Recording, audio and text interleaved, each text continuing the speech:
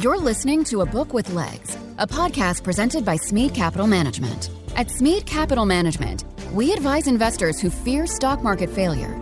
You can learn more at smeadcap.com or by calling your financial advisor.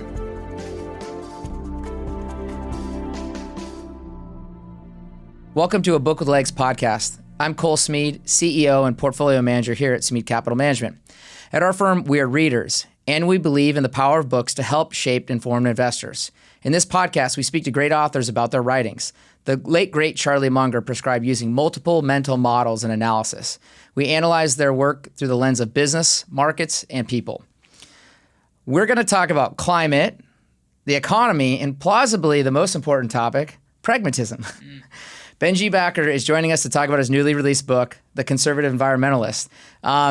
This is our first in studio, so just to teach our listeners about Benji's background. Benji is president and founder of the American Conservative Coalition, the largest right-of-center environmental organization in the country. He serves as a board member for the Wisconsin Conservative Energy Forum and Mainstream Republicans of Washington. A frequent contributor to multiple national media outlets, Benji is one of the leading youth environmental voices in the country. Benji, thanks for joining me. Great to be here and great to break in the studio with you. Yeah, this is fun. So I want to touch at this really quickly because I think this is interesting. I'm from the Seattle area originally, Washington State, obviously. You're from Wisconsin originally, as I'm sure you'll teach us. But you went to college in Washington, but you ended up here. So I just kind of want to ask the question: we did that, or I did that 4 years ago. Why are you here in Arizona if you love the environment? Because some would say this is kind of a weird place for an environmentalist. Well, it's actually the best place for an environmentalist because there's so much beauty in Arizona that people don't realize. I mean, there are alpine lakes and pine trees. There are cacti and desert areas. There's just so much to offer here. There's the Grand Canyon. There's actually like 4 national parks here in the state of Arizona. So there's a lot of recreating to do. But the reason why I migrated from Seattle down here, well, I guess it probably is helpful to say why I migrated to Seattle in the first place. Okay. I went to high school in Wisconsin. Wisconsin does have a lot of beauty, but it doesn't have the same beauty that I was looking for. Sure. I wanted mountains. I wanted skiing. I wanted to go to the best business school in a place that I could hike and ski that also had good sports teams. It's a very, very small list. Very niche-y. Very niche-y, and UW was like pretty much the only option. Sure. So that's how I ended up at UW, and then I got so frustrated with a whole host of things in Seattle. I didn't get frustrated with the environment. Love the environment there. I think it's one of the most beautiful places in the country, if not the world. Yeah. But I got frustrated with the politics there. I believe that you need a competition of policy ideas and a competition of beliefs to actually get good results. Right? Sure. In Seattle and Washington, it's a one-sided, complete monopoly on policy, and it's destroying the state. But I actually touch on that in the book a lot on the environment. So that's why I moved here. Purple state, probably shouldn't be purple, but it's a purple state that has a lot going for it, a lot of economic opportunity, a lot of business growth, and it's a place that is near and dear to my heart because my family's been here for a while. Gotcha. I miss the skiing personally. Yep, me too. That's the one thing that I think of ripping up to Alpental on like a late afternoon to get 2 or 3 hours on a powder day. Can't replace that. Cannot replace that. So we're not skiing down Camelback Mountain anytime soon. Not yet. No. Not yet, but who knows? The rubber band might snap the other way. So let me just talk. You address what I think is an issue, and I think you appropriately address this as an issue. When we talk about the environment, I think all we really hear is a lot of alarmism. And I think you do a good job of discussing the alarmism. Why do you think this is the case? And do you think this is a fair approach to the dialogue of the environment? Yeah, I mean, we can look at the past and we can see that environmentalism wasn't always about alarmism. Sure. And I was actually at an event in Washington a couple of years ago where I asked a crowd of mostly 65 plus year olds if they considered themselves an environmentalist in the 1980s, and every single person in that crowd raised their hand. And when I asked them if they considered themselves an environmentalist today, no one raised their hand. Sure. Because the term and the topic has become so polarizing and alarmist. And I attribute that to Al Gore mostly, because in the early 2000s, You're talking about not the internet. You're talking about environmentalism. Yeah, still talk. I mean, Al Gore also did some stuff with the internet, I hear. I think he invented it. Yeah. But the environment he turned into a political issue that he wanted to win on. Sure. And so instead of equating the environment to the environment, people in America started equating the environment to the Democratic Party. Sure. And now you have this world where it's like alarmism and trying to win an election off of saying that basically the world's going to end and instilling this fear reaction. Okay. And then the right saying, well, there's actually no problem at all and we don't need to do anything about it. So you have this like horrible divide.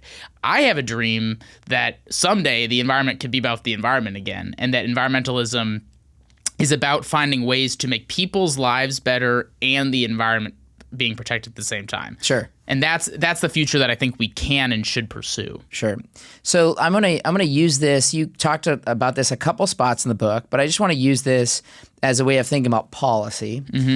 You discuss corn. Okay. And I think this is an interesting way to think about the evolution of the politics and policy interacting with each other to get what may or may not be good outcomes. So can you, as we think about like ethanol in our gasoline, can you teach our listeners how did this come about? In other words, to your point about in the 80s, we weren't using corn in gasoline. So how did this come about? And then what has that helped the environment or not? Yeah, I think it's a great example of a broader problem, which is that a lot of times the government or the private sector, but the government's really bad at it, invests in something that they think is going to be part of the solution. And then eventually they find out that it's not going to be a good solution, and they just keep sticking with it because they're too lazy or too afraid to admit that they're wrong. Sure. And I think ethanol is a perfect example. In the 80s, 90s, and early 2000s, ethanol became an increasing part of the conversation because basically you were allowing farmers in the Midwest to grow more corn, to get extra income for their families, to support these communities. And oh, by the way, you're using a natural resource to partially fuel our vehicles. Sure. It sounds really good. It's kind of like, why not use the sun to power our homes with solar panels? Like, why not use corn to power our cars if it works? Sure. And so it sounds really good.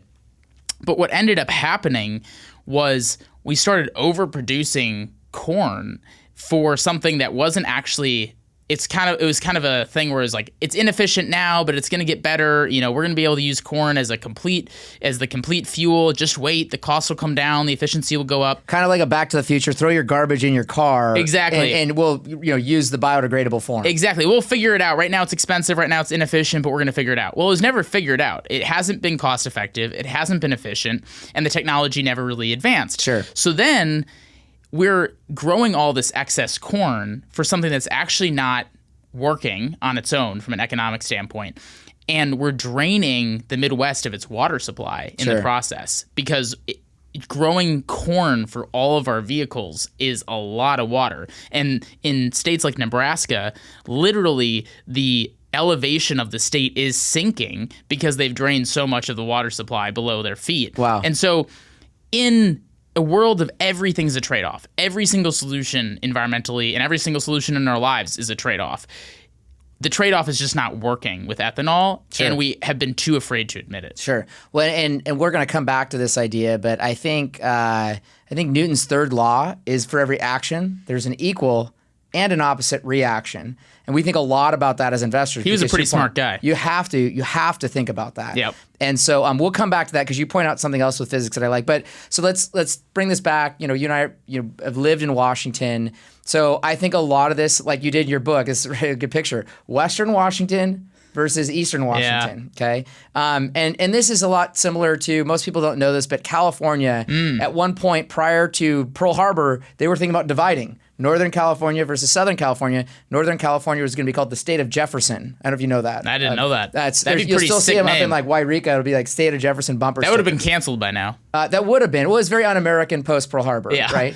But I just say that because this is not unique to Washington. Right. This is very common. You have the urban versus, in effect, the ex-urb or rural areas.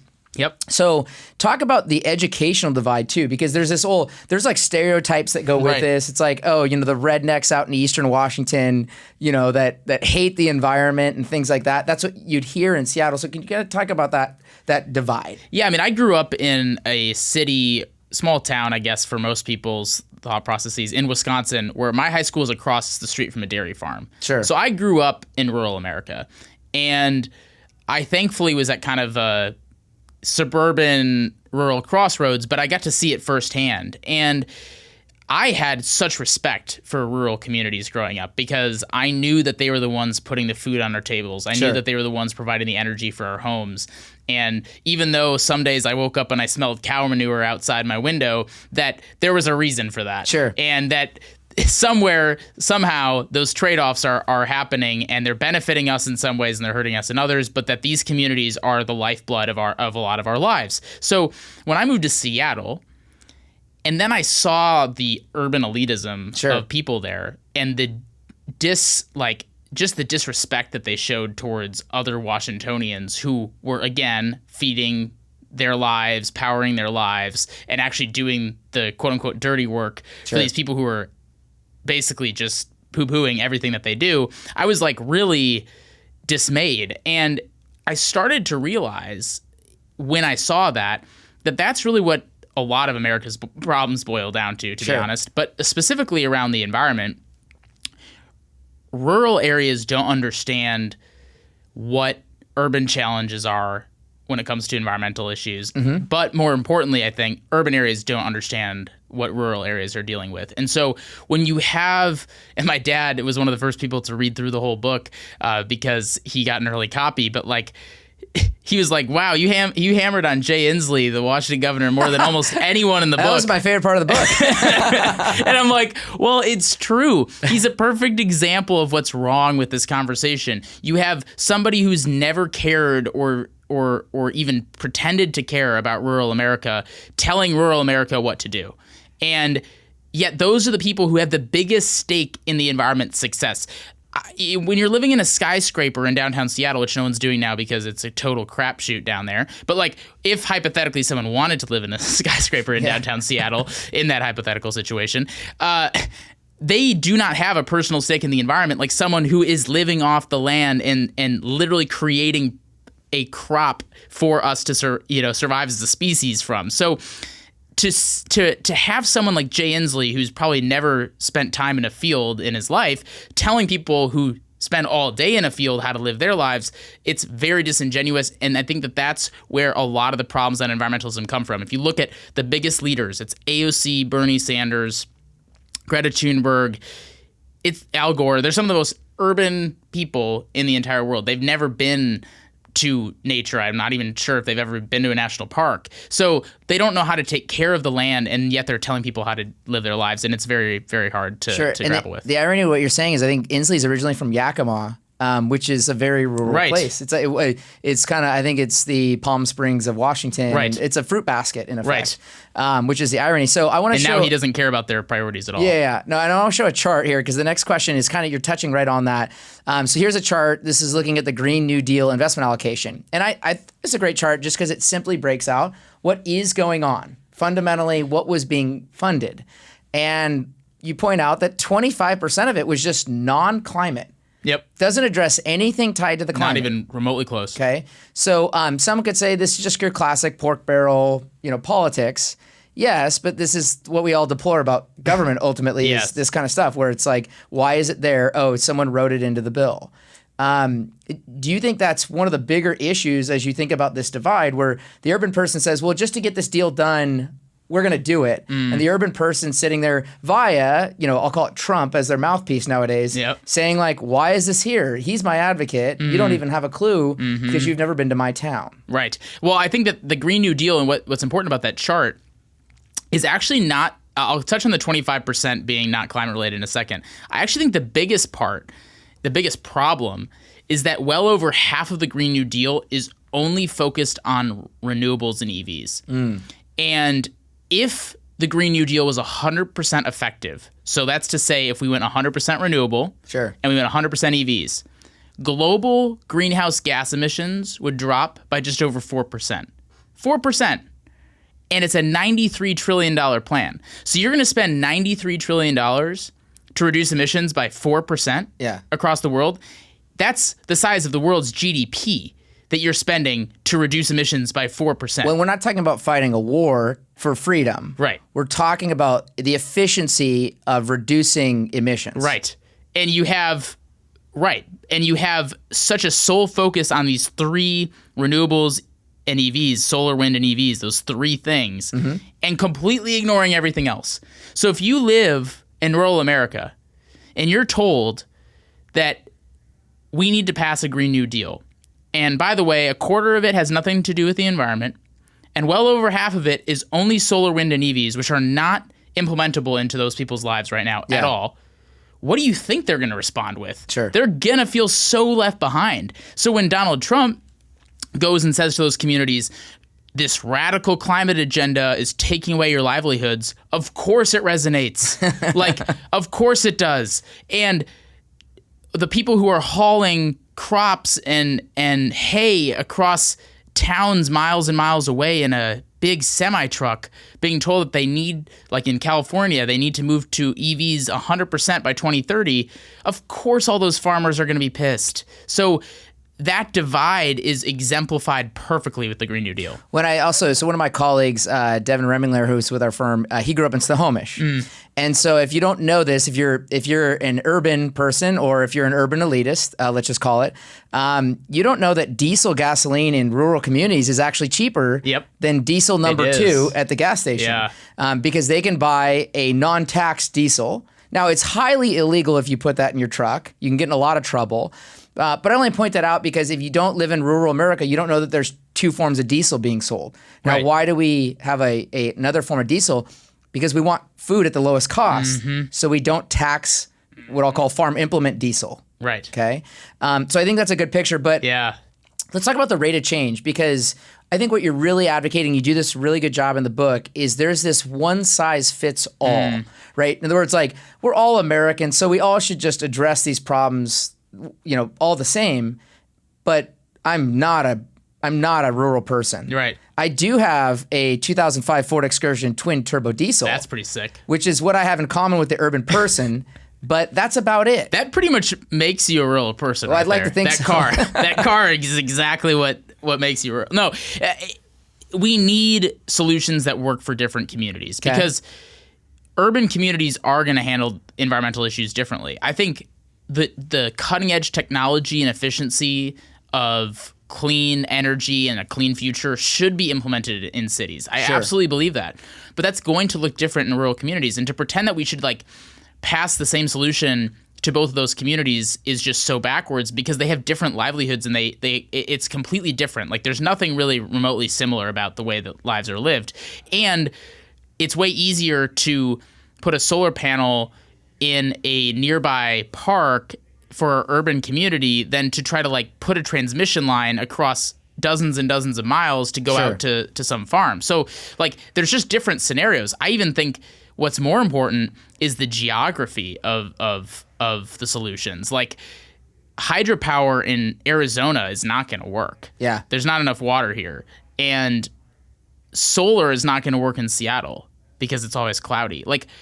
And to have someone like AOC or Bernie Sanders saying that we need to go 100% solar, it's there's a lot of places where solar doesn't make sense, even if it was efficient, even if you could store the energy. And so we have to be, instead of looking for revolutionary solutions, I'm pro-evolutionary solutions. Sure. Small steps. But continual. Continual, because just like a workout plan, that's the only way to actually get where you want to go. Sure. And you can try to overthrow everything, but it's not going to work. We hope you're enjoying the podcast. We work hard putting together this show, but we work even harder for our investors at Smead Capital Management. At Smead, we believe in disciplined investing, which is why the Smead funds have a proven track record of long-term outperformance. If you're an investor who fears stock market failure like I do and want to invest in wonderful companies to build wealth, we invite you to visit smeadcap.com. Past performance is not indicative of future results. Investing involves risks, including loss of principal. Please refer to the prospectus for important information about the investment company, including objectives, risks, charges, and expenses. Read and consider it carefully before investing. Smead Funds distributed by UMB Distribution Services, LLC, not affiliated. I want you to teach our listeners about the Backer Vegetable Consumption Incentives Program, because I think this is an interesting story. I will debate you on a little bit on this, but I think it's just a good story to think about. To your point, how are you going to debate me on whether I should eat vegetables or should? If anybody else will do this, but go ahead, teach about your program. So when I was a kid, I didn't eat vegetables at all, and I literally would go to a Chinese restaurant and ask for Szechuan chicken, no vegetables. Like, that's how, just chicken. All I want is chicken, okay? Not even rice. It was like meat-only diet. It's very paleo. And I don't, before it was cool. It was ahead of my time. Yeah. My parents are actually vegetarian and vegan, and my whole family is too. So I was like, I don't know if I was like trying to go on the opposite side and like, screw you guys, but I thought vegetables were disgusting. Okay. And I still think they're not that great. But I first was kind of like, my parents were trying to like punish me into eating vegetables. They were like, you got to eat these things, otherwise we're going to be mad at you. And then eventually they're like, if you eat this carrot, we'll give you 25 cents. And I wanted to eat the carrot because I wanted the 25 cents. And I literally would go and use that for little Tootsie Rolls at this, which of course kind of offset the carrot in the first place. But it's Pavlov's dog. Right, exactly. And so if you are going to have the government get involved, I'd rather have that carrot approach, literally and figuratively in this scenario, where you're incentivizing people to do the right thing rather than punishing them. People do not respond well to punishments when you're trying to tell them to live their lives differently, especially when they're fearful of that. They're going to avoid it. They're going to find any way around it. They're going to fight back against it. But if you can take people who are skeptical of those solutions and give them a reason to do it that benefits them, you can actually find some solution. Now, that's not to say we should always just incentivize people and use tax dollars to incentivize everything. Sure. But if you're going to use the government, that's a better approach, in my opinion. I call it the ice cream approach. It's what I tend to use with my kids. Not and carrots. I found that with adults, ice cream is money, to your point. I think another story you bring up, and I want to ask you about this, is kind of off topic for it, but teach our listeners about the history of the Prius. Yeah. Because again, it wasn't some like drastic change in the economy, to your point. Yeah, the United States, so the Prius is obviously seen as a very hippie liberal thing, and it still is. And what's really unique about it is that even though it's pointed to as kind of like an environmental symbol, the United States government was trying to require car manufacturers to come up with more fuel-efficient vehicles with a regulation. And every car manufacturer here was striking out. But in Japan, Toyota saw that there was a market opportunity to capitalize on. And basically, Toyota created the Prius out of a interest in selling more vehicles, creating more profit for their company, and having people see them as a leader in this space. And so while the government was trying to mandate it, the Prius was simultaneously being created just from market mechanisms overseas. And now, even today, even with Teslas and even with electric vehicles, you see Priuses everywhere. I mean, even in Seattle, you're not allowed to be picked up at the airport without a Prius picking you up. Totally. And it did not come from the government. It came from the market. So I would say Priuses are, for a young man, are the best form of birth control in the history of the world. That's why I drive one. Yeah. I'm just kidding. But here's the other thing, too. So I think a lot about hybrids. Yep. I would actually advocate, and I'd love your thoughts on this. So, and I'll give you a good example. This kind of in the Excursion ilk. Your Excursion is not a hybrid. It's not a hybrid, but BMW made the XM, which is a super octane hybrid in effect. Now, so if I go out and say, what is the most efficient market solution today? It is not the combustion engine, and it is not an EV. It is a hybrid where there's a small battery with a torque or traction motor, right? Electric motor, with a combustion engine on it. Because two reasons. One, I can drive all the way to Las Vegas without refilling my gas tank. Also, the battery would, if I ever need to speed up, the battery's always charged from the alternator. And then on the flip side, let's just say I woke up one day and my power was out at my home. Congratulations, I am not stuck in place. Okay. So I look at a hybrid world as really the ultimate market solution for lowering emissions. And would you say that other people would agree with that or even think that's the solution? Well, I thought for a very long time that EVs were the solution. And in fact, I drove an EV across 36 states in 60 days. Okay. In the 2020 COVID world. Okay. During the election. And It actually wasn't as bad as I thought from a charging perspective. Sure. But it really opened up my eyes because while I was on that trip, I learned about where the battery comes from and where the energy comes from to power that electric vehicle, Sure. and started to realize that, to our point of earlier, there's a huge trade-off that comes with embracing electric vehicles from Sure. a energy grid perspective, from a mining perspective, and from a cost perspective as well. I just recently I just purchased a hybrid SUV that gets 60 miles per gallon, and it is the most environmentally efficient way to be transported from one place to another at this point in time. Something could change in the next 10 or 15 years. Sure. Technology is ever evolving. There's hydrogen vehicles being proposed. Maybe EVs can be done in a different way. Maybe there's some other solution that we haven't even thought up yet.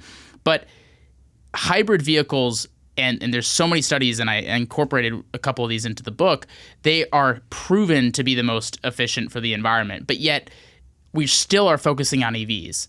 And you're seeing, thankfully now, a lot of these car manufacturers back off of their pledges to be 100% EV by 2030 because, first of all, they never thought that was possible in the first place. Sure. They just wanted the marketing. But they need to get approved for the California emission standards. Exactly. And now everyone's rolling that back. It'll be interesting to see how California deals with that. But it is really backwards when people are anti-hybrid when that's the best solution we have right now. I agree. So, are you familiar with the Jevons paradox by chance? No. That term? Okay, so Stanley Jevons was a famous economist, and he came up with this paradox originally with the creation of coal use, and the whole idea is they're going to run out of coal, and the answer is no. With the use of coal, you always develop far more. Well, the Jevons paradox also applies to LED light bulbs. Okay, which we have these LEDs staring at us. They are the most efficient use of energy in the history of the world. Okay. Now, the irony is people assume that with efficiency, you use less electricity. And the answer is that hasn't happened. Nope. Because what you do is you put more lights in your home to have it better lit. Yep. Okay. So I think a That's lot a great of this, point. Yeah, to your point, is the efficiency of the energy and the emissions. It's not whether you can reduce or completely, zero out the emissions. There's going to be, because you also talk about the principle that energy is just transferred. Yes. Okay, it actually never goes away. No. Okay, and so I want to ask you one other thing because this is kind of it's a framework question, and I'll come back to one other on this. You mentioned the tragedy of the commons. Okay, I look at the tragedy of the commons, which was obviously coined by Garrett Hardin. Oddly enough, I think you were in a fraternity in college. I was. Garrett's Why would you expose me like that? Garrett's nephew was in my fraternity house, which is bizarre. Whoa. Okay, very close to home. It's either a nephew or grandson. I can't remember which one. Whenever he wasn't doing his chores, did you say that it was a tragedy of the commons and just give him? Well, no, but I just say because it's a very Malthusian view of the world. In other words, like it's kind of a Paul Ehrlich population bomb. The inevitability is going to ruin us. I would say it's alarmism. I would say it's very Al Gore-esque, like you were touching on earlier. Is the tragedy of commons really how things have historically played out, and is that the view that you would agree with? So I would say that I do agree with the concept of the tragedy of the commons being a legitimate concern, and I think that from an environmental perspective, and I don't think we need to use it in an alarming way, but isn't that the intention of it originally? It's like, we're going to screw this up. Probably. But if you look back at history, everyone was kind of just concerned about conquering each other, colonizing everything. They weren't thinking about how their decisions impacted other people across the world. And that put us in an environmental mess.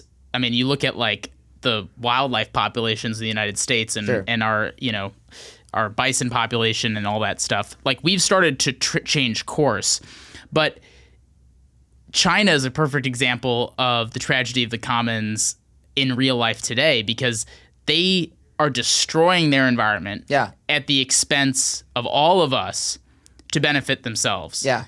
And that's where I think that it does come into play where everyone is kind of in it for themselves. And that's why I would rather use the tragedy of the commons instead of using it from an alarmist standpoint. I would say the only way to alleviate the tragedy of the commons thought process is to make being sustainable more appealing than to destroy the environment, Sure. to make it more cost effective, to make it more economically, to make it more of an economic opportunity. Because right now, for China, it is more of an opportunity for them to destroy their environment than to protect it. Well, and that won't change. And the Triathlete Commons, I think of it as, it's like the free rider problem in economics, okay? Mm-hmm. The free rider is China, in effect. And we'll come back to that because I think I have another chart that we'll show looking at that. But I agree with you. Have you ever read any of Mark Mills by chance? Okay, Mark Mills has got a great book out there called The Bottomless Well, and he does like a lot of his physics ideas that we've talked about. I'm literally plagiarizing Mark's work, and we've had him on the podcast for a couple books.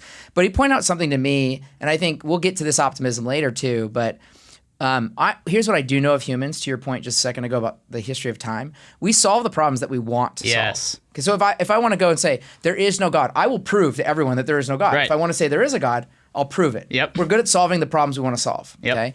And so I say that because you talk about trees in the book, and I don't know, most people don't know this, but from like 1620 till 1920, we lost 30% of our forests, just gone. Now, most of that was agriculture. It wasn't like us clear cutting for non-purposeful reasons. Yeah. Okay, so think of Wisconsin, for example. Okay, now since 1920, but really post 1985, the forest of America has never been bigger. Yep. Okay, and no one says like, "Good job, capitalism and freedom and America." But I think it's important because, to your point, we're not the free rider. No. And I mean, in that instance, I mean, you look at Brazil, which is clear cutting the Amazon, and they're allowing it because of agriculture too. Yeah. And what's really sad about that, just to diverge for a second, is because of how the rainy season is there, they can actually, because there's so much rain, they can't do more than 1 or 2 crops on a piece of property before they ditch it. So you're clear cutting the Amazon just for 1 or 2 years of crops, and then you're ditching that. I mean, it's really backwards. But you know why they're doing that?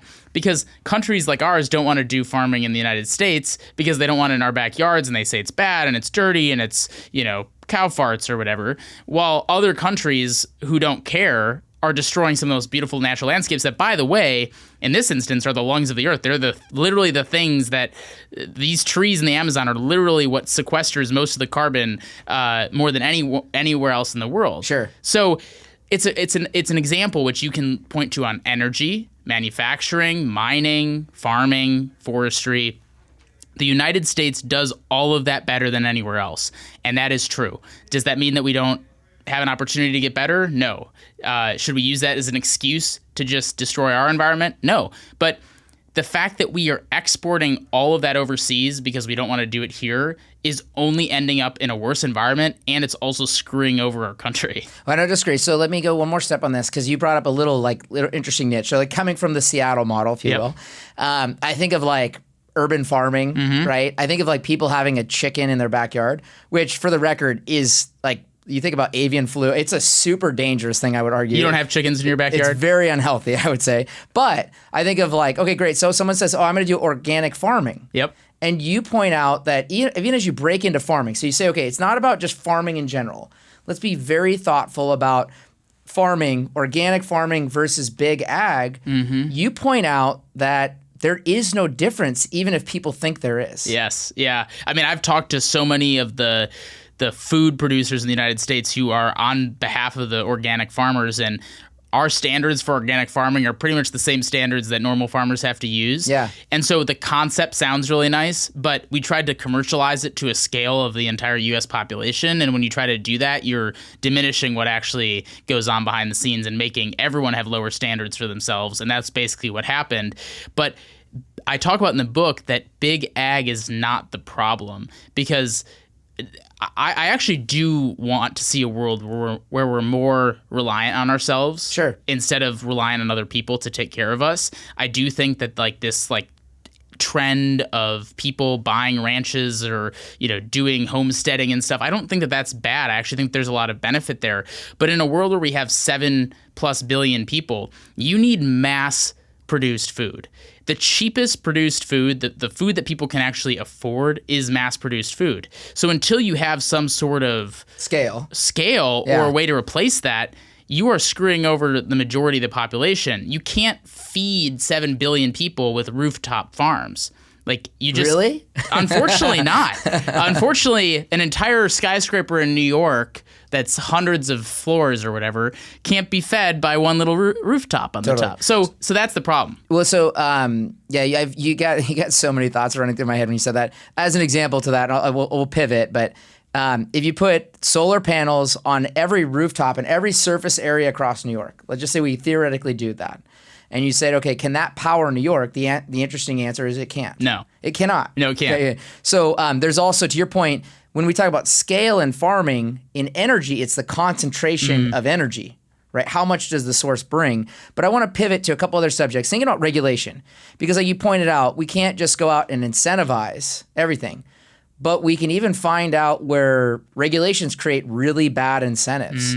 So could you maybe use, like, say, the Endangered Species Act, which I think you do a good job explaining in your book, and then also like the National Regulatory Commission, the Nuclear Regulatory Commission, as ways of thinking about where we tried to do something good and we got really bad externalities out of that. Yes, and I think that it's important for people who are skeptical of government regulation to not, like, I'm not a conspiracy theorist and it's like, oh, the Endangered Species Act was created to take over our land. It's like, no, it was created with really good intention, but it just didn't work. And what I mean by that is basically the Endangered Species Act has a clause in it, and it's been utilized way too many times, that says if there's an endangered species on your property, we can basically take control of your property and make you do things that you don't want to do with it to protect that species. Sure. And of course, a farmer or a rancher or a forester is going to say, well, I don't want the government to come take my property. So there's this crazy, sad scenario called shoot, shovel, and shut up, where you shoot the animal, you bury it, and you don't tell the government that it's there. Very much like the TV show Yellowstone. Exactly. So you're killing the endangered species on purpose on behalf of the Endangered Species Act, basically, which is so sad. I mean, we're laughing, but it's like... That's not what it was made for. No, it's not what it was made for. So let's try to change it so we can do it right. And the same thing can be said with the Nuclear Regulatory Commission. I mean, there have been some serious nuclear disasters in history that we should try to protect against. But when it's actually proven to be the safest, cleanest, most reliable form of energy with the least amount of deaths in the United States of any energy source combined, any energy source, then why are we making it impossible to build a nuclear plant in the United States? Sure. And if it takes 12 years and billions of dollars, literally, to go through these processes to build a new plant, why would anyone want to build one? And so other countries are building nuclear power plants so quickly. France, as a great example, but also countries in the Middle East, they're building them so quickly. And China's building them even quicker. I'm not saying that there shouldn't be oversight and standards over something that is, sketchy if you don't have any oversight or standards, but it's way too burdensome, and it actually has inhibited our ability to do the right thing on nuclear. Sure. So you brought up something else to mind. One of the things I think I run into, and if this observation's wrong, you can call me on it, but again, what you're pointing out with endangered species, where do we tend to find endangered species? More remote areas, okay? So I think you go into like a really cool mountain town. Again, I'm a ski junkie, so I always get there. And then I think to myself, gosh, the places that are here are really subpar homes. Yes. Okay? And what's commonly happened that I've seen is where a national act comes to an area. Now, no one local decided that. Nope. But what it does is it causes a greater chasm in this idea of urban versus rural. Yes. Because it's like the federal government coming in. My parents are from Washougal. So I think of like the Columbia River Gorge Act would be a perfect example of this, where they come in and say, from this line here on, you can't develop. So you're that landowner, and you just watch your economic rights get stripped away without any, call it, compensation. Yep. Through regulation. Yep. Okay. And would you agree that causes a deeper chasm? Because again, the urbanite's like, no, but I really like that gorge, or I really like that mountain. And the person living there, working there, owning property, they're saying, but you don't own this. Right. No, there is a huge problem with the government stepping in and doing those things, because the government doesn't have a stake in that community. Sure. The community has a stake in that community. And when you don't consult with them and you don't let them lead, everyone loses. And that's why I think environmental issues should start at the bottom and then go up. Right now they've been completely a top-down approach, we can return to an era where it's a bottom-up approach, because local communities know how to take care of their backyards best. And that doesn't mean that we just say, hey, you guys can do whatever you want, develop whatever you want, destroy whatever you want, and do whatever you want. But it also doesn't mean we should be going in there and telling them how and what to live their lives, how to live their lives in a very toxic way. And I think that your example is a perfect one. The Endangered Species Act is another example where it's like the people who created that policy, I don't think talked to the people that they were trying. I mean, most of the land in the United States where these endangered species are on are going to be private lands. Sure. Private forests, private lands. We're dominated by private lands in this country. Right, exactly. So you should probably prioritize those people instead of prioritizing everything else. Sure. No, I agree. Hey, I want to give a big shout out to everyone who's been working so hard on the show. We recently hit the top 10 investing podcasts on Apple Podcasts and even #1 in the business category in several countries. As you may know, this show is brought to you by Smead Capital Management. Smead Capital Management understands how frustrating and illogical the stock market can be. If you are searching for funds with a proven track record, give the Smead funds a look, or better yet, reach out at smeadcap.com. And don't forget to mention that you're a fan of the podcast. Past performance is not indicative of future results. Investing involves risks, including loss of principal.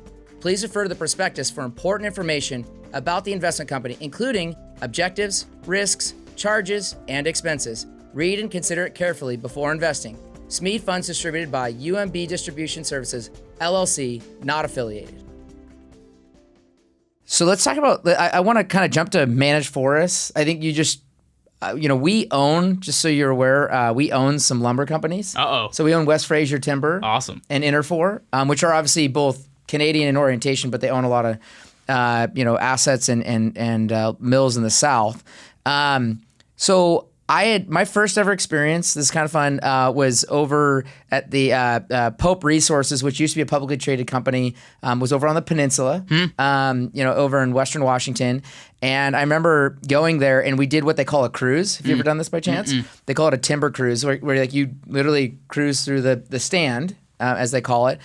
And they were teaching us all about how trees are farmed, what that process looks like. And you talk about forest thinning. And you were talking about this from a managed forest perspective, but all the way out to like, how do you cause a tree to get big and healthy? And to your point earlier, sequester the most carbon or become the best carbon sink, if you will. Yep. Okay. And the model that forestry companies like that know is the unkept garden is a bad garden. The wild garden. So like the Amazon's wild, it's kind of a rarity, I would argue, because it's done a really good job with no management. Right. Okay. Well, it's pretty wet, so it's very wet. But I also say it because good forests are not unmanaged forests. No. Explain that. Yeah, I mean, good forests would be unmanaged forests if humans didn't exist. Because the world would be doing its thing. Sure. But we live in a world where we have humans, 7 billion of us. Okay. And so when you have a forest that we've replanted where the trees are 5 or 10 times as close together as they were naturally because we wanted to plant more trees. Sure. And then you get a dry season and you have tons of dead brush below the surface of these already too close together trees. Humans have created the tinderbox for a forest fire. So wouldn't Al Gore say we just need to get rid of more humans? Right. That's the problem, is that that's the preservation mindset. Yeah. Is this like, but I believe in humanity. And I think that that's a huge difference. Okay. Like, I believe in active conservation to solve problems. You can mitigate most of the forest fires in this country and in this world through active management. Sure. Because humans know how to manage our environment in a way that nature can't do on its own when we're already having an impact. Like, every decision we make, even this, recording this podcast, it's taking energy. Everything we do takes from the environment a little bit every single day. Sure. So if we're going to protect the environment, we have to manage that impact that we're having. And whether it's somebody throwing a bridal shower in the forest and setting off fireworks and setting up a flame, or it's lightning striking a forest, we have a duty to manage those places so that we aren't allowing these massive forest fires to happen and destroying ecosystems in the process. That's not going to happen with a hands-off mindset. And oh, by the way, they're getting worse, not necessarily because of climate change, but because we have refused to manage our forests proactively and productively in a way that we used to. Natives have done it for centuries. We as a country used to do it. In the early 20th century, Teddy Roosevelt was a big believer in active management of our forests.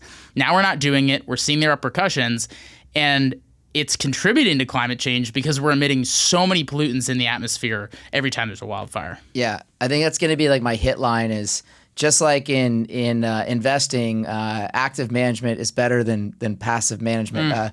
Will be my new hit. But so let me go one step further because I kind of teased it the whole like Al Gore, we need less people. Yep. Because in the book you mentioned you went to Ted Turner's ranch in Montana, and Ted Turner believes that there should be fewer people in the world. Okay, he's very public in that. Versus, I'll use someone like an Elon Musk, Mr. EV himself, right? Yep. Or like, I mentioned the late, great Charlie Munger in my opening. Charlie Munger said, listen, like Musk, they said, I think the biggest risk is we don't have enough people in this world, okay?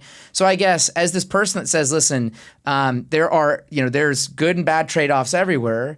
So you'd put yourself in the camp then of like, we could have a lot more people in this world if we manage it right. Yeah, I would say that Ted Turner is wrong on that. I think he's done a great job on private land conservation, which is what I highlighted in the book. And I think he's a perfect example of how it doesn't need to be the government that manages land well. It can also be private individuals who have a stake in loving the land. And he's helped restore tons of wildlife populations on his land. But he's wrong about the human population because I can't tell you I can't tell you how many people we should have on this earth. I can't. Sure. But we should never be telling people that they shouldn't grow their families. We should never be telling people that they shouldn't start a next generation of leaders. We should never be telling people that they should be fearful of their future.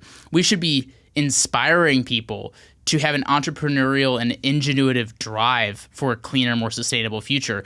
That does not happen when you're telling people that they need to die. Or go back to only burning carbohydrates. Right, which I can't even burn carbohydrates myself. Well, like it's illegal pretty much to do it openly here in the state, which makes Unless sense. you go on a run or go hiking or something like that. But it is a real problem to put humans at odds with the environment. Totally. I believe in humanity, and I believe that we can respect and appreciate our environment. There are ways to grow the population without destroying the environment. And we need more good people on this earth. And that's a very controversial statement that I'll make, but like we need more developed countries to have more people. Yeah. And I would love to see the developing world continue to develop and get to where it needs to go. I think poverty needs to be, eradicated as much as possible. And I'm totally for that. But when the impoverished areas are the only ones having kids and the education is so poor there, and we're telling people in places where we have good education that they shouldn't even have kids in the first place, to me that's a really bad... It's crazy. Well, by the way, to your point, if you look at the less educated parts of the world, that's where the population's growing. Right. Okay, so like, how do we think we're going to solve this if it's going to be happening, really the growth of the world and its GDP is going to come out of these areas? Right. If we have 2 billion more people in the next 10 years, for example, and 1.7 of them or whatever are coming from impoverished areas where there's not education, and only the remainder are coming from educated areas, like how are we going to create the next crop of Elon Musks and innovators? Like we need people to solve these problems. People are going to solve the problems, not the government. People are going to solve problems, not telling people to die. Like we are going to solve it, and equipping the next generation is the only way to do that. But you're not going to do that if no one in the United States and other countries are having kids. Totally, I agree. So let's talk about the other trade-off, because I think that human trade-off is, to your point, it's patently false. Just to like call it out, it's a lie in my opinion. But let's think about other trade-offs. If we could put up the next chart that we have.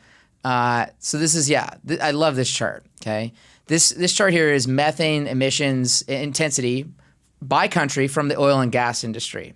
So I just can't even imagine the world we're in, where the president of the United States of America goes to a despotic, Yep. historically despotic place like Venezuela and says, hey, I'm having pressures on gasoline prices with the electorate. So I'm going to go debate whether we should get oil from you, a bad country for us to deal with. And while he's doing that, the antithetical part is the emissions that create that 1% supply are far less efficient than coming to American producers and saying, hey, you're better with emissions. I want to pay you. Right. I can trust you. Exactly right. I mean, you see in the chart that Russia is almost 2 times more inefficient than we are, and Venezuela is like... But India doesn't care. India doesn't care We either. do. Yeah, India, Russia, and Venezuela, who we rely on, Iran, Iraq, I mean, they don't care. And so, like, yes, we have, again, it's kind of like farming or anything else where we can do better. We can work to make things better here. But when you're, so the demand for energy is the demand for energy. That demand has to be met somewhere. And if it's not being met here, it's going to be met somewhere else. And if we're handing the keys to even 1% of that demand to a country like Venezuela, not only are we worse off, not only are humans worse off from a human rights perspective, not only is democracy worse off, but our environment is worse off by, as you see in the chart, almost 10 times. Sure. So that's where it's like, it's backward. It's kind of back to the NIMBYism. We don't want to be doing it here. We don't want to be doing it in our backyards because it's really not clean. But then we're going to give it to someone else who's 10 times worse than we are. Yeah. So I'm going to come back to that in just a second. But one of the things I want to ask you, you quote the International Energy Association, what's commonly known as IEA, often. I have very particular thoughts about the IEA. To your point, what we found, I think we found time and time again, is like what we do as individuals, and that's what we do as a global population, tends to be fairly unpredictable. The IEA's made tons of forecasts on things. Like, so for example, the first peak in coal demand was 13 years ago, supposedly. We just had all-time record coal demand in 2023. So I kind of look at the IEA as an economist where they've predicted 9 out of the last 5 recessions. Yep.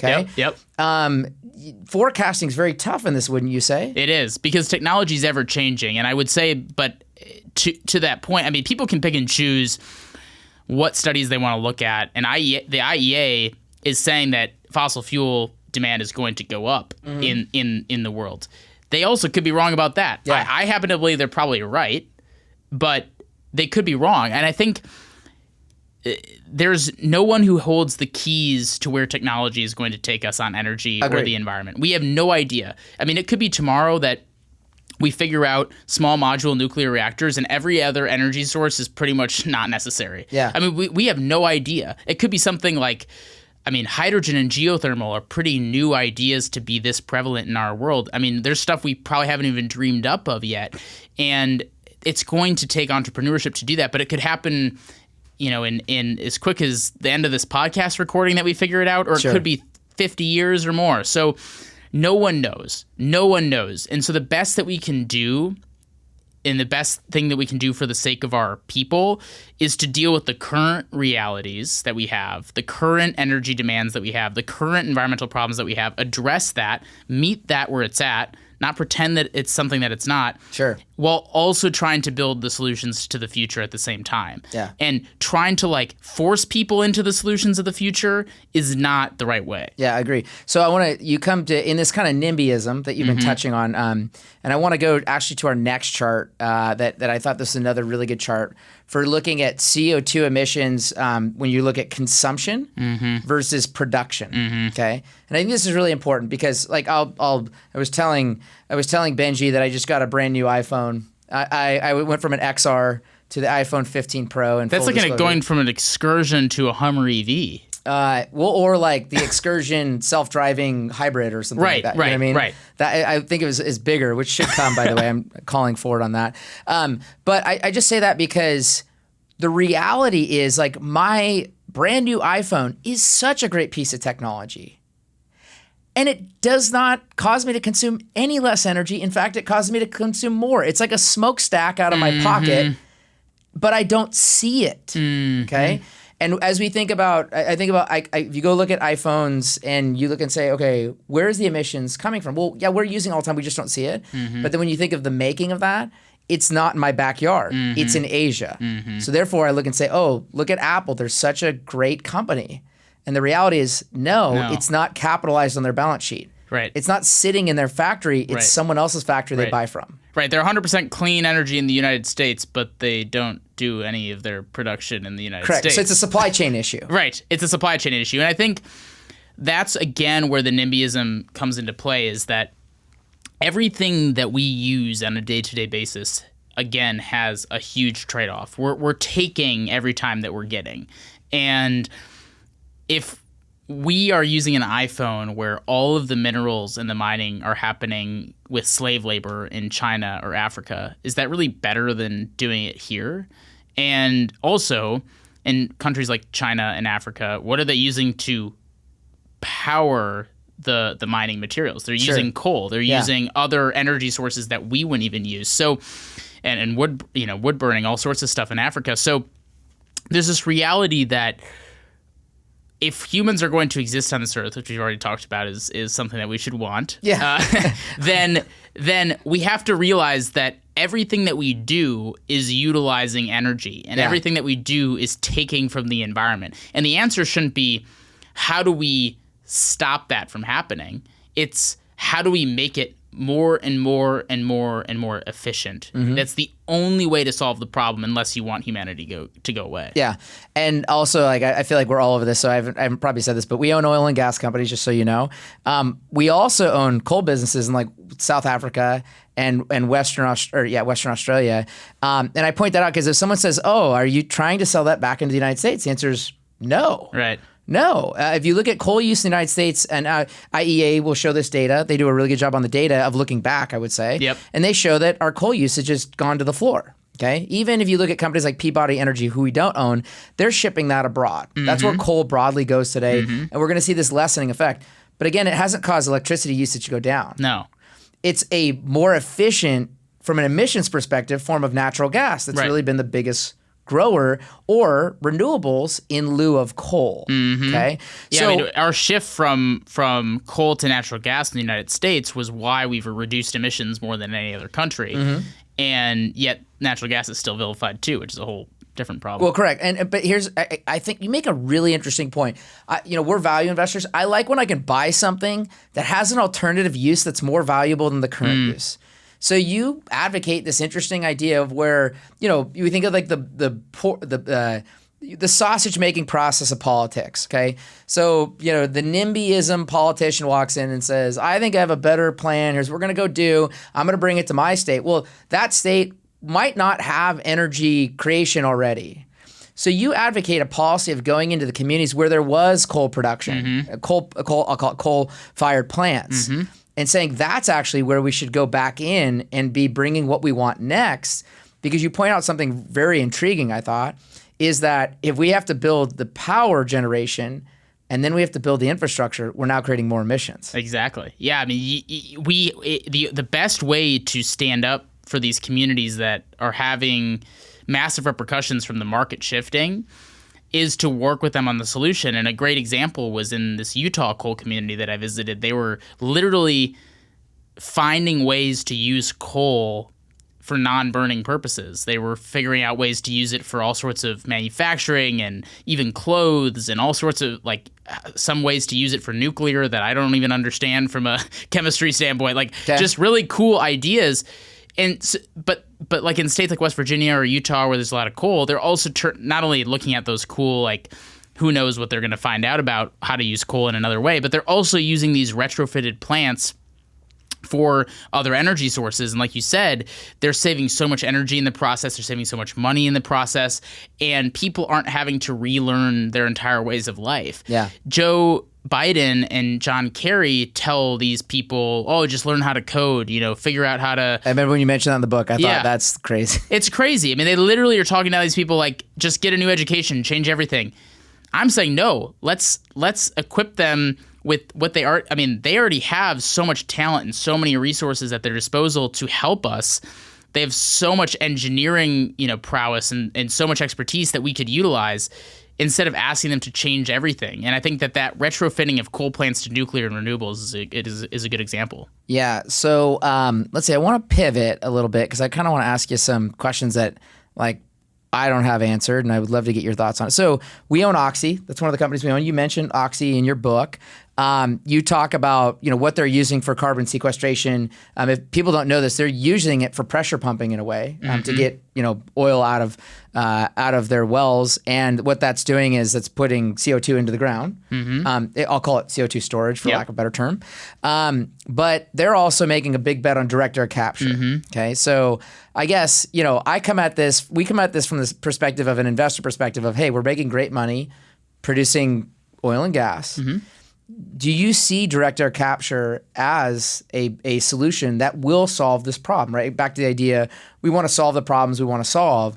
Do you see that as a viable route? Because if someone says, I'd say, well, with enough subsidy, we think it'll work. Right. But if there's not the subsidy, I don't know. Right. I think if the cost doesn't come down, no. Okay. I think the cost but I also have faith that technology and new ideas can solve most problems. Sure. And so, or human ingenuity. Yeah. can solve most problems. So I'm not in this silo where I'm like, okay, just because it's too expensive now doesn't mean that it can't get better. It's kind of like what I talk about in the book, which is that the government or investors in the private market, a new technology has to get off the ground somehow. It needs to have early investment. It needs to have early support. But then eventually there comes a time when, okay, if this can't stand on its own, we probably shouldn't keep propping this up. If technology can't advance, then this also can't advance either. I think direct air capture is a great example of something that has a lot of promise, has a lot of opportunity, could make a huge impact on the problem. Sure. But the cost has to make sense for people. Otherwise, we're going to have to it's probably smarter for us to put our investment elsewhere. Sure. But it's worth a shot. All these things are worth a shot. Sure. When I think about back to your Utah community, if someone says, hey, I think the best solution is going to be to shove the carbon back in the ground, pragmatically, I would say, well, gosh, the people that are probably pretty good at that are the ones that are good at pulling it out. Exactly. Okay, that's just pragmatic. That makes sense. So don't vilify those people. Work with them. Correct. So one other thing I wanted to mention. Let's see. I had it here on my notes. This is great. I totally love this. So you're talking about Utah. We're obviously in Arizona. So if a state like California comes out and says, "Hey, we're going to be net zero," how do they do that? Can they do that in a vacuum? Can California be net zero tomorrow, or do they have to rely on places around them? California will not be net zero probably in my lifetime. Okay. And any claim that they are has a lot of asterisks next to it. Okay. This coal plant that I visited in Utah sends 80% of its power at night to California. So the sun doesn't shine and the wind doesn't blow 24 hours a day. Sure. They're shutting down nuclear plants. They're shutting down natural gas plants. And of course, they don't have coal that they want either. So instead of doing energy in their state with natural gas, nuclear, or coal, they're importing it from states like Utah. But even worse, they're importing it from overseas. They import more fossil fuels than entire countries import in a year. Because they're a big economy. And they're not willing to do it in their backyard. So when someone claims they're net zero, I'm very hesitant to ever think that there's anything realistic behind that statement. Sure. And there's usually some sort of asterisk that makes it worse. Like I would say that California's emissions profile is a good example of what you shouldn't do if you care about climate change. Okay. Yet they're the ones who are claiming that they care the most. So I just think there's a lot of nuance behind it that the people there don't even understand. Like people who are living there think that the solar panels on their roofs are actually powering their homes 24/7, but yet they're importing the dirtiest energy possible. Well, sure. And I'll use California, I'll use Nevada. When you put solar power on your house, whatever you use that moment, that's readily available power. Right. Let's say you're overproducing solar power, theoretically speaking, relative to what you're using at that moment. So let's just say your lights are all off, it's nighttime, and the sun comes up, you're still sleeping, so you're overproducing. I watch people get mad and they say, well, I should get paid for that power. and they want to get it based on the retail rate. Yeah. Versus the power company isn't paying a retail rate when they buy electricity. Right. They're paying a wholesale power rate. Yep. Which is far lower than the retail rate. Okay. Yep. And so I point out to people, they cannot do something that's uneconomic for them, even if it benefits you. And I think to our discussion earlier, this diaspora or this chasm is also like what's good for me might not be good for the company or the area, but I want it because it's in my best interest. So I'll jokingly say this because I like making money from other people's foolishness. It's one of the things that is very fun because it happens more often than not. Yep. So I just think maybe that as soon as they come in and say, okay, great, no more combustion engines in any form, but what they'll probably say is, oh, but you can import it. Yep. Okay. Is like putting an investor group together to have like a hybrid car dealer in Yuma, Arizona. Yep. The last stop before people go across the border. That's a very smart idea. Right. So maybe that will have to be the next ploy. So I want to add one other thing because you touched a really important thing, and I didn't have this in my notes, but I've been thinking about it a lot. If you look at a mountain, again, we like skiing. I love the mountains. And I'll use you do this great descriptive story that, again, it's not my notes, but John Muir versus Gifford, I think it's Pinchot. Pinchot, yeah. And you talk about their different approaches. Those two men are a pretty good picture of what we're dealing with. Yes. Okay. Could you explain that? But also, as a person wanting to have a better environment and being really a conservationist, can you look at grassland and say that's not worth as much as this beautiful Mount Rainier? Do you think that's a fair thing? Because I feel that happens a lot in politics when the truth is, from a carbon perspective, they might be equal. Yeah, no, that's a really good point. And I think history is repeating itself for sure on this topic. I mean, 100 years ago, you had Teddy Roosevelt and John Muir and Gifford Pinchot battling it out on what you should do with public lands. Should you conserve them and actively manage them and use them for their resources, but also protect them, or should you just leave them alone? Sure. And I think that there is a little bit of truth in both, but I lean more towards we should be managing them and utilizing them. Because again, if we're going to have humanity surviving on this planet, we're going to use those resources, so we need to manage it. And I think you make a great point that grasslands sequester more carbon than pretty much any other natural landscape. Because the density, assumably? Yeah, exactly. Okay. And also where they're located, and also just the geography of it really helps because it's close to a lot of where the populations were supposed to be. Like there's I think in the book I have the exact number, but it's 70% of the East Coast used to be grasslands. Sure. And so it sequesters more carbon than trees do. They have their own. It has its own ecosystem. It has its own plants, its own animals that are only in grassland areas that they can survive. And we've destroyed almost all of that. But it's not as pretty as Mount Rainier. So we prioritize Mount Rainier every time because it's beautiful. Yes, and I love Mount Rainier. And you can see it from miles away. Yeah, you can see. I mean, I don't really think you could destroy Mount Rainier if you tried. I don't think it would. Well, it could destroy itself. We do know that. I think it would fight back. Yeah. Mount St. Helens destroyed itself. Right. Maybe someone was trying to destroy it, and it was like. Well, so because I think a lot about that, where it's I think to myself, what if that pasture or that meadow, let's just call it that meadow, we look and say, oh, there's nothing there, and the reality is. There's a lot there. There's a lot there. And I think you pointed out something really interesting where the grasslands of, say, the Midwest didn't disappear because nature did it. Right. We farmed it. Right. We destroyed it. Right. Okay. Now, then we go and say, great, now let's plant trees. Right. To fix it, when the truth is it's not the best. That's not even where trees used to be. Correct. It's not the best place to reduce emissions. There's something more efficient that could go there. Right. I think there's this Lorax mentality, Sierra Club mentality, where it's John Muir started Sierra Club, obviously. He did. Yeah. And they have deviated from any sorts of any slice of reality over the last few decades. Your words, not mine. Yeah, well, it's pretty bad. But if you're trying to replace what used to be a grassland that was destroyed for farming, and then now you're trying to return it to nature, but you're going to put trees there instead that are not supposed to be there, that's not efficient or effective, and it's also not going to have the maximized impact. And in fact, it might not even work. Sure. Because the ecosystems can't just thrive in places you force it to. If you try to create a rainforest in Arizona, like good luck, but it's not going to work unless you use the whole water supply here. So like we need to be smart about how we're doing this and not just emotional. And I think that that's really what it comes down to.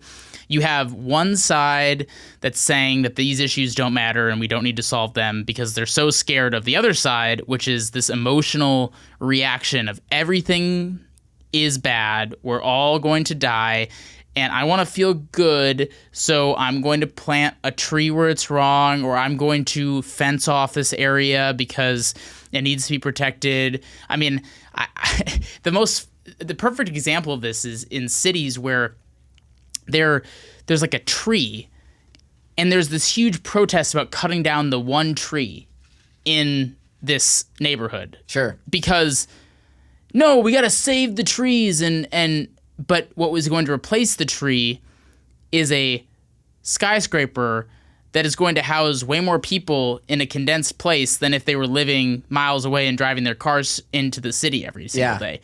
Like, there's a very backwards thought process because it's emotional. Sure. And because it sounds wrong to cut down the tree. It sounds wrong to not plant a tree in a place that a grassland used to be. But maybe it's not wrong.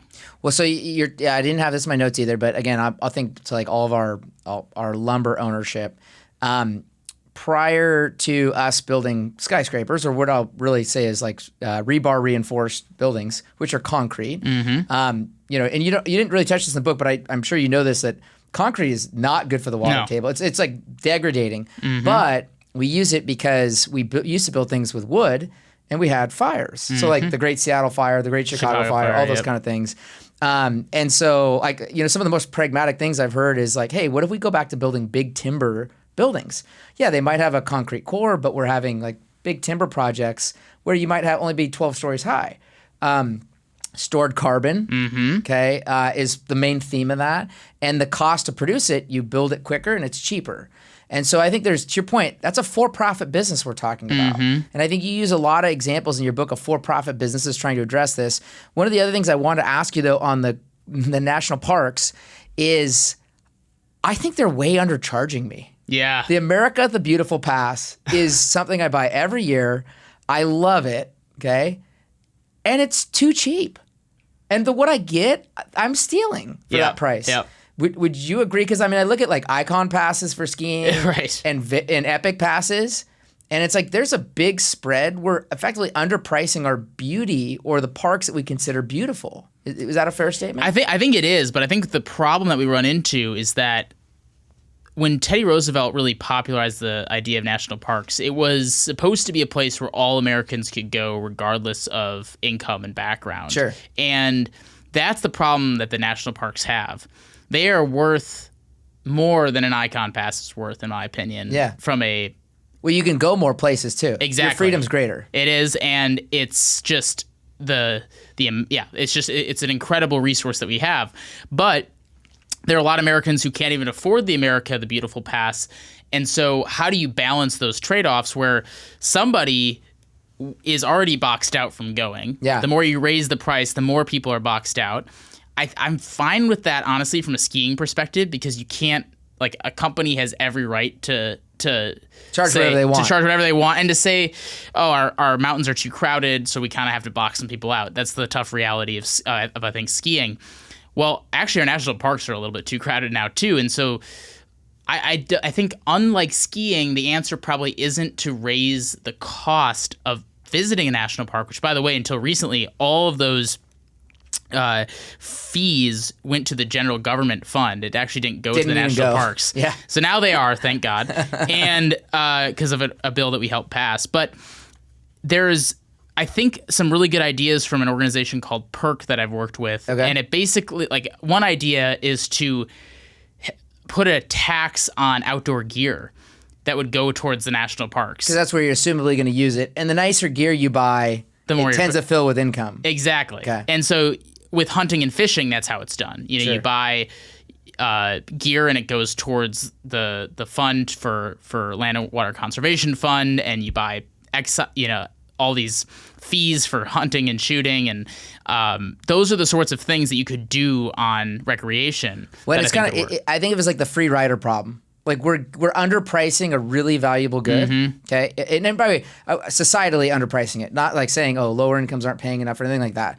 But then I watch people that they're out in the sticks for 4 weeks on a federal piece of land like that, and I think, well, they're stealing, and we're not even going out and saying, hey, here's the appropriate fee, and you're on a guided tour. I didn't know this, and I think it's a wonderful point.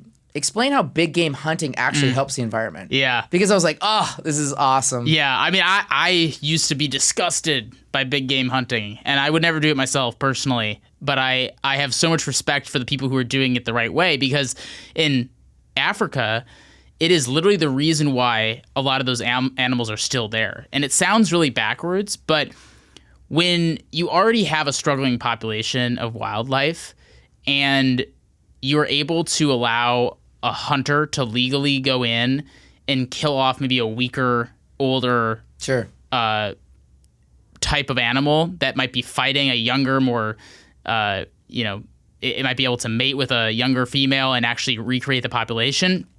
Not only are you helping the population, but there's these massive fees associated with it, and all of them go back to the conservation of that place and the reproduction of these animals. And I think you point out how much the funding of those places come from just that. All of it. In Africa, it's all of it.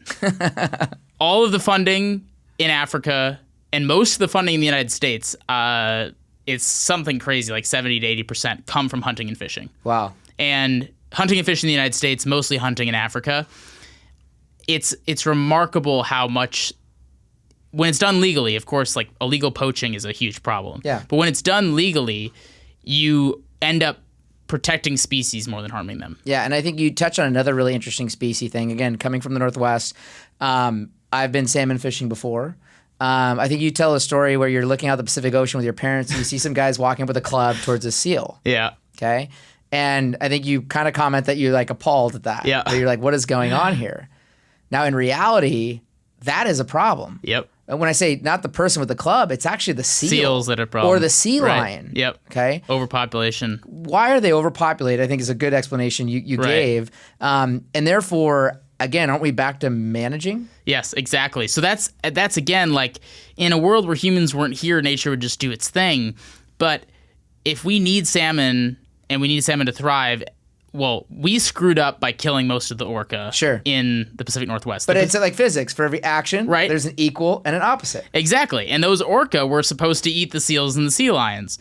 And now they can't. And so now we have, because there aren't any orcas left, really. So we have this massive overpopulation of seals and sea lions in the Pacific Northwest. So every time a salmon comes out of a riverway, it's like pretty much screwed. You're usually there's like a little bit of a battle. Right now it's like you've got 6 seals waiting for you when you get out of the your lunch. Yeah. And so that's why that's one of many reasons why salmon are struggling in the Pacific Northwest. And so the answer isn't to just let the sea lions go, and it's just this like let them be and this kind of emotional argument. It's to say, unfortunately, we got an overpopulation problem. The only way to get an overpopulation problem fixed is to kill some of the seals. And again, I wouldn't want to go out there with a club and kill the seal, but we got to do it. Well, if you put, and we've done this before, if you go out and say, hey, for every seal you bring up, or head, or whatever you want to, however you want to tag it, here is your economic benefit. Right. You'd find out really quickly. A lot of fishermen are going to go out there very quickly, because high school kids like making money doing stuff that is fun. That would be hilarious to see a bunch of high school kids going out to try what are we doing? Look, we're helping the environment. We're helping the salmon. Exactly. That's a positive externality, I would argue. It's actually funny because my parents were the ones who were appalled. I knew what was going on because I helped pass that bill too, and it's really funny. We did a campaign at UW and got petition signatures, like 1,500 petition signatures at UW, called Save Our Salmon. That's how you marketed it. Yeah, and everyone signed on, thought that it was this like Save Our Salmon thing, but we passed it along on behalf of this bill.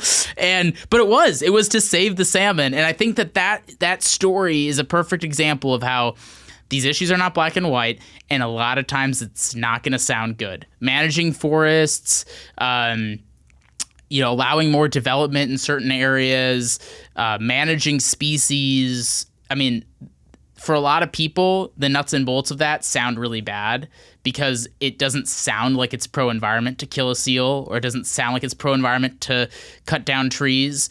But we've been led to believe that as this like one-size-fits-all philosophy that just hasn't worked. When I think of it as like the best dog is the one that's well-behaved because you've trained it and managed it. And I don't understand why that doesn't apply in many facets of the environment that we're in, because our dog is in our home. That's our environment. Let me ask you, I think I have one more thing, and I want to show the last chart here. Yep. This looks at, you showed here is the global direct primary energy consumption, and this is by time. So this is a chronological look at what we've used for energy sources. Okay, now, when I think of people saying we just need less people, or let's go back to the good old days, okay, when you show biomass, I call those carbohydrates, right? Because wood is technically a burned carbohydrate, okay? And so I look at it as the reason why you want less people is because you can go back to predominantly carbohydrates. But the history of the world is that more is needed, not less. And as we can see there, carbohydrates never fit the bill. They could never maintain the growth of the economy. Hence, we went to other things. And ultimately, as I think we've addressed, I don't think using grass and wood as our energy source is a very good reason to do, because it doesn't help us with carbon anyway. Right? So I guess my main question is, that's the history of the world, okay? But we sit in a different evolution, right? So we sit in a certain stack in that energy consumption versus you go to third world countries and they sit more in the carbohydrate / coal part of the world. Is that the evolutionary process versus, as you talked about earlier, the revolutionary process? Yeah, I mean, we have to let these countries and these places to develop, and it's going to take time to give them energy sources that are more developed as well. But I think if it is more accessible and cheaper for developing countries to utilize solar, wind, nuclear, natural gas, any of it, they will do it. But for right now, it's not the best option for them for a whole variety of reasons. Sure. And so who are we to say what energy sources they can and can't use? Who are we to say that they have to shut that down? And I think our job as Americans, which simultaneously helps them, is to make cleaner energy solutions cheaper for people here. Because if they're cheaper, costs. Because if it's driven down here, it can be driven down somewhere else. Sure. But if it's higher and it's more inaccessible and you have to build out all this infrastructure and all these things, that's never going to work in other countries that don't have the same mindset that we do, especially when they're developing. So I think what that chart shows is that energy consumption is not going anywhere. We are going to consume a lot more energy in the coming decades. You see a country like China, which doesn't have the political warfare that we do from the two-party system, investing in every single energy source because they know that they don't know the answer. We don't know the answer either. And so we might as well be trying to do every energy source in the United States cleaner and more efficient than the day prior. And when it breaks that chasm of being better for people, that's when it will take over as the primary energy source in countries like that. So because she's kind of the belle of the ball on this subject, I think the last thing I wanted to touch on in our discussion is you explained to your readers why it was so funny that Greta was out protesting a coal-fired plant in 2023. Can you explain the irony to the story? Yeah, I mean, Greta, who I testified at Congress with in 2019, was protesting and basically sitting in a coal facility, not wanting them to keep developing it. When that coal facility was being brought back online because of the very things that she was pushing for, which were solar and wind only. It didn't work. Germany had skyrocketing energy prices. They were relying too much on Russian natural gas with the war that was happening, and they didn't want to be so reliant on a country so close to them with energy sources that they didn't even have in their own country because they'd shut them all down. And so they were reopening this coal plant because of environmental activists who had forced them to shut it down. And it basically proved that this forced change from the energy of the past to solar and wind just can't happen. And Germany would have had natural gas or nuclear that they had as part of their energy portfolio. If they'd been more pragmatic. If they had been more pragmatic, but instead they had to reopen a coal plant. Which is the worst. And it was pretty much environmentalists' fault. Yeah, no, that was an interesting story.